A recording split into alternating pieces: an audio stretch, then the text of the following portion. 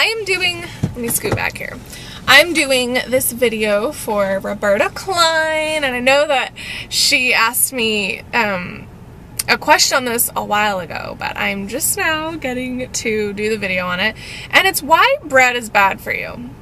So I believe, if I got my facts straight, she said that she's having issues with wheat bread and, you know, trying to give that up, which I know for some people in the beginning that's hard to do. I mean, for some people, they can give up processed food and meat and dairy, but it's like that wheat bread, you know what I mean? Like, it's hard to give up sometimes, and, you know, that can have to do with just straight up addictions to it, you know, your fungus wanting it. It can do with a lot of things, emotional things, the feeling of being really, really full. It can be from a lot of things, but I want to say that we got to give up the wheat products. We got to give up the breads because, you know, you can just reach such a higher level of health not eating them, in my opinion. We've got some people over here that think that it's not bad for you, and then we've got some people over here that think that grains and bread and wheat is bad for you. So I'm not really into the grains, and you know, the sprouted grains and the sprouted beans and stuff like that, that's kind of a different story. It's not quite as bad, but still, I'm just not into it. I like the water-rich fruits and vegetables that just flush and cleanse the system. And does bread really flush and cleanse the system? No, it doesn't.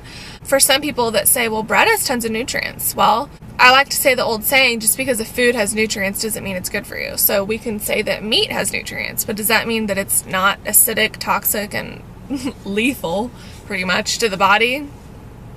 You know? So I love that saying, and you know, that's true of bread and wheat products. So just because they have a few nutrients here and there doesn't mean that it's the ideal thing for us to eat. So, you know, maybe in Jesus' time, when the bread was pure, the wheat was pure, and they, you know, mixed up the wheat, put in some seasonings, and then baked it in the sun, maybe that would have been edible. But now, you know, it's GMO, the wheat can be hybridized, and you know, the chromosomes are different of the wheat. It's just like frankenfood, basically, along with a lot of other things in society right now that people call food. It's just a lot of frankenfood out there, you guys. And it really does go beyond the gluten topic. So gluten, for sure, 100% is not beneficial for humans. It's glue, and it clogs up the system, and it causes a whole host of issues for people. But the reason why wheat and bread, you know, it is bad, it goes beyond the gluten issue. So that's kind of like just the sprinkle on the cupcake. Oh, but this is the biggie to me. Well, there's multiple biggies, but this is a really big one. So the common conventional wheat harvest in the US is pretty disgusting. It's pretty corrupt. So several days before the wheat is harvested, like 7 to 10 days, what do the farmers do to the wheat? Well, they drench it in a herbicide, Roundup. They drench it in Roundup. Is that not the most disgusting, vile thing you've ever heard? They do this because this practice makes the wheat yield more and have a bigger harvest. So it's just shocking, you know? And did most people know this? No. It's just crazy. So Roundup and other herbicides contain the deadly active ingredient glyphosate. And I could be saying that wrong, but who cares?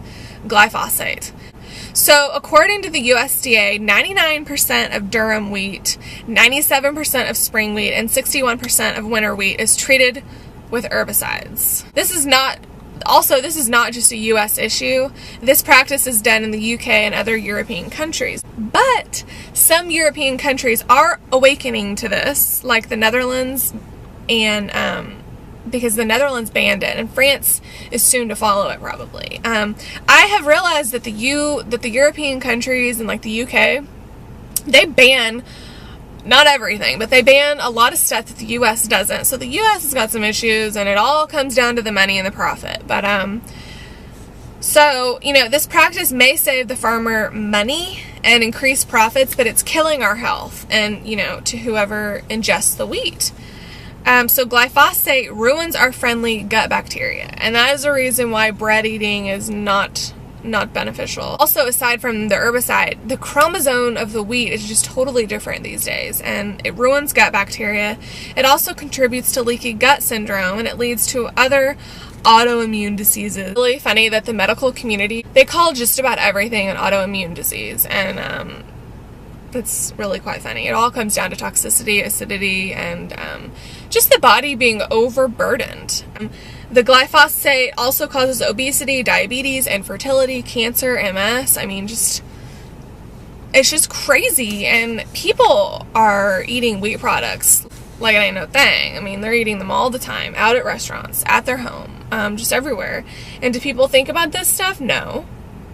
So the exposure and ingestion of this herbicide is slow and insidious over time. So it's not like if you eat a piece of wheat bread, you're going to knock out and die, like you just had poison, you know. But it's like a slow thing, you know, much like these other toxic food products on the market right now. It's like a slow buildup in the body, and then pretty much eventually your body's like, nope, can't take this anymore, and you get kidney failure, or you get a tumor, or you get a disease. So it's no different with this. And learning this information, I don't know about you guys, but it almost makes me feel violated. It just makes me feel like, you know, how is this even, you know, legal? And but it is. And unfortunately, wheat isn't the only food that, obviously, when grown conventionally, it's loaded with pesticides. So yuck. I mean, so wheat is drenched in Roundup, but think about all the other conventional food products, you know, all the GMO stuff, all of the crazy, you know, things that are going on in society right now. And that's why I love organic. That's why I love the raw vegan diet. That's why I love flushing and cleansing with raw fruits and vegetables. And because, I don't know about you, but I'm a mere mortal, and I was not born a raw vegan, and I have ingested tons of wheat products in my life. I've ingested tons of frankenfood, GMO, and, you know, that's why I love the raw vegan detoxification lifestyle. And I want to talk about this too. So I know that some people say that the raw vegan diet is just a detox diet, and it should not be for long-term health. Are you kidding me right now? Some of the misinformation in this society right now is pretty bogus, and I would have to totally disagree with that. So anyway, that's my video on wheat. Roberta Klein, I hope that this helped you, and keep asking me questions, you guys, because I really, really enjoy answering them and doing more research on them myself, and then compiling some notes and making a video, because, you know, if it can help one person, then my job is done. But yeah, thank you guys so much for watching. Click like, comment, and subscribe. Check out my Etsy, and I will see you guys later. Bye.